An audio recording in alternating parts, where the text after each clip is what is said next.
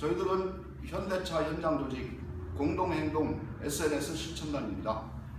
임금 피크제를 반대하고 현대차 노사 교섭에서 왜 폐기되어야 되는지 설명을 시작드리겠습니다.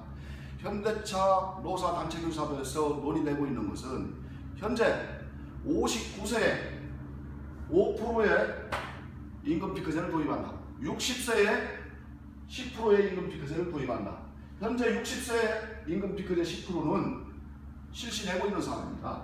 그런데 신설되는 59세 5%, 실제 돈으로 치면은 500만 원 정도 얼마 안 된다고 할 수도 있겠지만, 이 비용을 가지고 노측에서 장기근속자 우대 조항이라든지 비전센터 운영에 경비로 사용하자 하는 것을 역제안을 했다는데 저희들은 깜짝 놀랐습니다.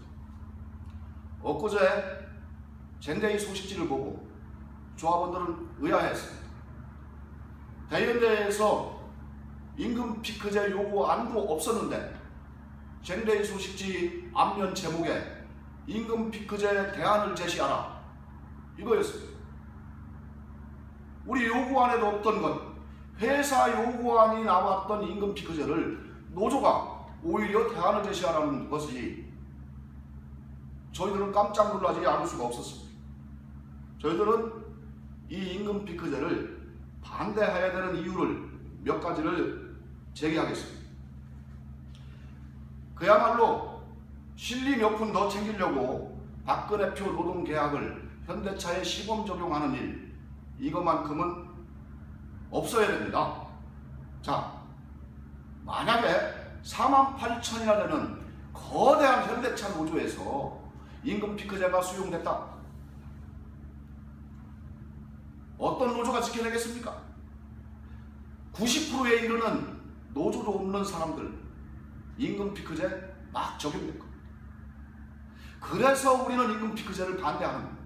더군다나 현대자동차에서 시범 적용한다는 것은 1,800만 노동자들에게 재앙이 오는 그런 사태가 생길 것입니다.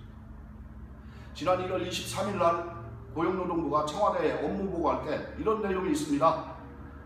노동계약에 대해서, 임금 피크제에 대해서 대기업에 선적용하고 계열사에 확대하고 부품사로 확산시킨다. 즉 현대자동차에 선적용을 하고 계열사로 확대하고 1,200여 개나 되는 부품사로 확산시키겠다 하는 계획을 이미 정권과 재벌은 짜고 시나리오대로 움직이고 있습니다. 그런데 노조가 임금 피크제를 현대차가 먼저 수용해서 되겠습니까? 이건 제2의 한국노총 소리 들을 겁니다. 1,800만 노동자들에 대해서 배신자 소리 들을 겁니다.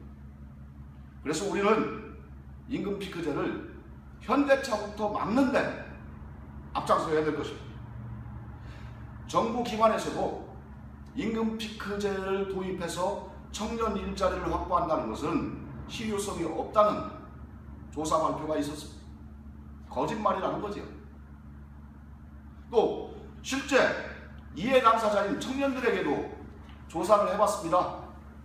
설문조사가 나왔는데 아버지의, 엄마의 임금을 깎아서 자신들의 일자리를 창출하는 데 써달라 70%가 반대하고 있습니다.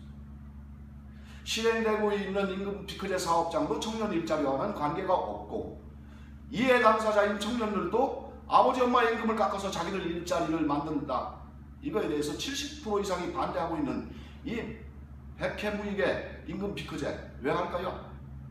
이건 기업들 돈벌이를 보태주기 위해서 하는 겁니다.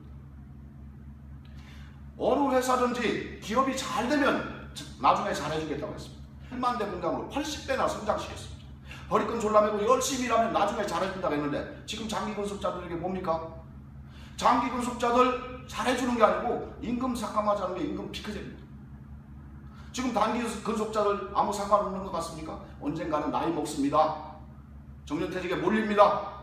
그때 또 임금 피크제 해당됩니다.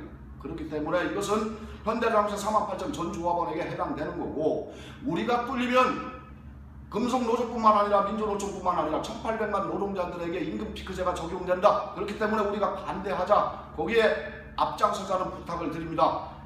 절대 집행부는 임금 피크제를 폐기시켜야 되고, 만약에 노사 교섭이 잘못돼서 찬반 투표 안에 올라온다 하더라도 조합원들은 과감하게 폐기 반대표를 찍어주실 것을 부탁드리겠습니다.